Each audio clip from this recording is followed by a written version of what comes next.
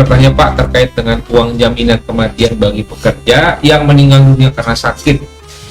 Jika melihat ke dalam PP 35/2021 bahwa ahli waris berhak atas uang pesangon, uang penghargaan masa kerja, dan uang penggantian hak. Di PP 82/2019 tentang penyelenggaraan jaminan kecelakaan kerja dan jaminan kematian, ahli waris juga berhak mendapatkan manfaat JKM berupa santunan, ya, biaya pemakaman dan beasiswa pendidikan anak. Yang menjadi pertanyaan saya, apakah kedua hal tersebut dipenuhi oleh perusahaan? Ketentuan tersebut wajib dipenuhi oleh perusahaan secara penuh, yang pertamanya, atau perhitungannya disesuaikan dengan kemampuan perusahaan. Terima kasih. Baik, saya langsung menyebut jawabannya wajib, ya wajib. Tapi yang peraturan pertama di PP 35/2021 itu wajib, dan memang itu uangnya perusahaan yang harus mempersiapkan. Tinggal mekanisme persiapannya bagaimana, terobosan untuk melakukan persiapan dana untuk kepentingan pesangon, penghargaan masa kerja, dan penggantian hak ini. Seharusnya perusahaan bisa lebih kreatif, ya kan? Jadi kalau sekarang sebenarnya ada terobosan, misalkan menggunakan bantuan perusahaan asuransi misalkan, ya kan? Tapi asuransinya bukan asuransi DPLK, ya, asuransi pesangon yang memang untuk pesangon, bukan DPLK, oke?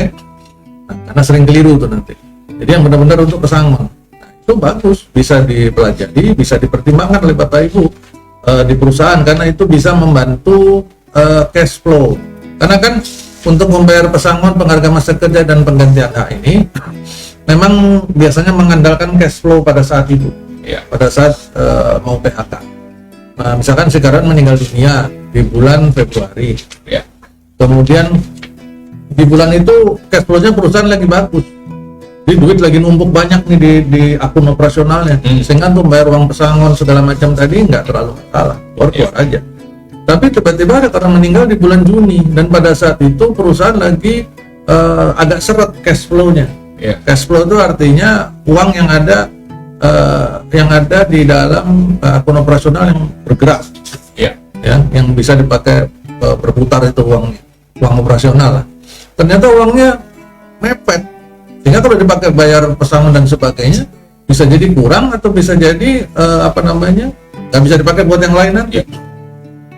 Nah, untuk mengatasi masalah seperti ini, itulah kenapa tadi saya di awal sarankan pertimbangkan penggunaan asuransi PHK, ya, asuransi pesangon. Ya, jadi itu bisa di cover, karena pada saat sudah menggunakan asuransi pesangon tadi, maka perusahaan nggak perlu lagi bingung sama cash flow-nya. Bulan ini perusahaan mau PHK si karyawan dan butuh bayar pesangon dan teman-temannya itu sekitar 2M misalnya. Karena dia sudah punya asuransi pesangon, maka dia tinggal ngomong ke asuransinya, tanggal sekian di akhir bulan Maret ini saya mau PHK, ya, butuh 2M. Oke Pak, dia siapin, keluarin, bayarkan, selesai urusan, kan begitu. Nggak bingung, meskipun di bulan ini perusahaan itu cash flow-nya lagi jelek, nggak ada masalah. Ya, itu yang pertama, PP 35/2021 wajib, ya, perusahaan yang harus bayar, mekanisme yang tadi disampaikan. Kemudian yang kedua, yang PP 82/2019 tentang jaminan kecelakaan kerja dan JKK dan JKM tadi, ya, ini perusahaan juga wajib, tetapi melalui BPJS. Dulu jam sostek yang namanya. Jadi melalui BPJS ini yang mengeluarkan santunan, biaya pemakaman, itu semua adalah BPJS. Itu kan manfaatnya dari BPJS ketenagakerjaan. Ya, manfaat kematian, manfaat kecelakaan kerja itu nanti muncul. Bahkan kalau kecelakaan kerja itu dulu, seingat saya lupa sekarang berapa, ya. Dulu itu kalau nggak salah 60 kali bulan upah apa berapa, ya. Ya, besar itu kecelakaan kerja, apalagi kalau sampai meninggal, ya. Kemudian keluar lagi jaminan kematian, ada biaya pemakaman dan sebagainya. Itu semua yang bayar adalah di BPJS, ya kan?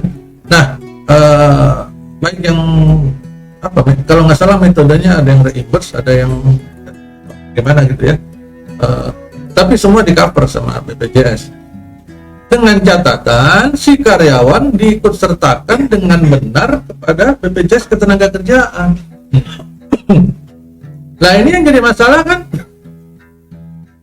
kalau perusahaannya tidak mengikut sertakan karyawannya di BPJS, itu pertama. Atau dia ngikut sertakan tapi dia nggak bayar iurannya. Atau dia ngikut sertakan tapi bayar iurannya cuma di awal doang, supaya keluar kartunya, terus nggak bayar lagi. Atau dia mengikut sertakan bayar iuran tapi nilainya upahnya diturunkan. Gaji dia misalkan 9 juta, tapi di BPJS dilaporkan UMK. Ya, nah ini akan berakibat terhadap besaran manfaatnya. Bisa jadi besarannya menjadi berbeda, kecil, atau bahkan mungkin tidak keluar, ya kan? Nah ini yang jadi masalah. Kalau ini yang terjadi, maka perusahaan akan memiliki 2 kali kerugian. Yang pertama, perusahaan yang harus menanggung santunan, biaya pemakaman, biaya kematian dan sebagainya tadi, harus keluar sendiri duit perusahaan. Kedua, perusahaan juga kena penalti dari si BPJS, karena seingat saya kalau zaman jam sostek dulu kan ada pidananya. Nggak tahu kalau BPJS ada apa enggak. Seingat saya masih ada. Jadi 2 kali itu ruginya perusahaan.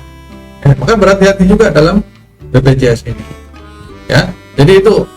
Jadi nggak ada perhitungannya sesuai dengan kemampuan perusahaan, nggak ada.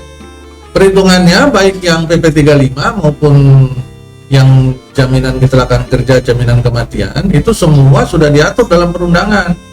Ya, yang boleh disesuaikan dengan kemampuan perusahaan di dalam PP 35 hanya satu jenis industri, UMKM. Itu tok. UMKM tok. Jadi, marilah kita melihat sendiri ke perusahaan kita masing-masing. Apakah perusahaan kita bekerja saat ini tergolong UMKM atau tidak? Ya, kalau tergolong UMKM memang masih bisa negosiasi, bahkan upahnya aja bisa negosiasi kok. Ya. Tetapi kalau bukan UMKM, jangan berharap ada negosiasi. Begitu kurang lebih. Baik, terima kasih Pak Den.